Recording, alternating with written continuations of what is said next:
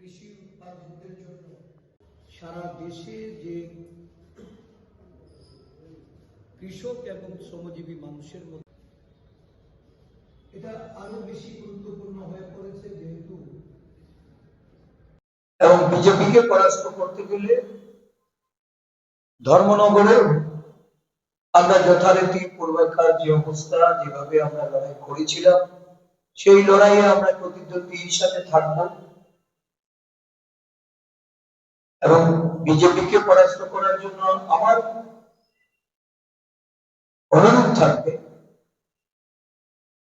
যা করার, যেভাবে লড়াইটাকে শক্তিশালী করা যায় সেই লক্ষ্যে নিশ্চয়ই সকলে এগিয়ে আসবে।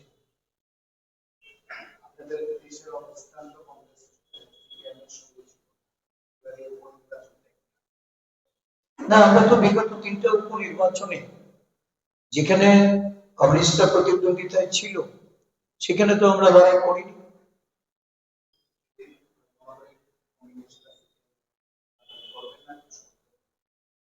সেখানে তো ধর্মনগর থেকে আমরা 23-এর নির্বাচনে লড়াই করেছি। আমাদের তৎকালীন সময়ে আসন ভাগাভাগিতে আমরা লড়াই করেছি, অবশ্যই আমরা সেখানে লড়াইয়ে থাকবো। এটা তো তাদের ব্যাপার।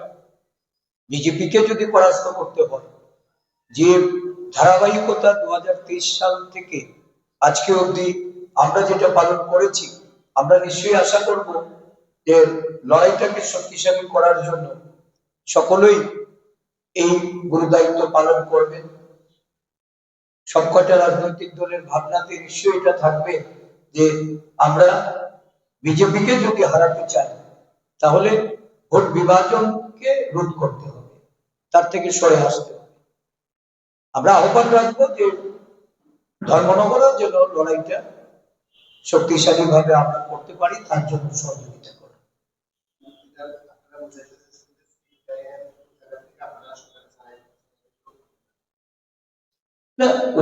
উপনির্বাচন, বাকি 3টা উপনির্বাচনে তো আমরা লড়াই করিনি।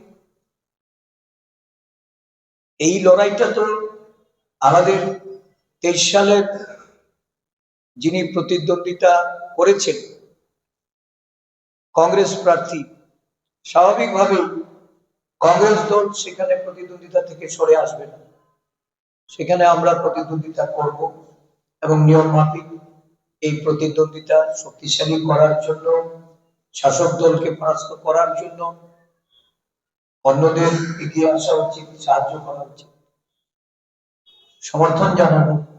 আমরা মনে করি যে এটা দায়িত্ব বিগত দিনের ধারাবাহিকতা মেনে।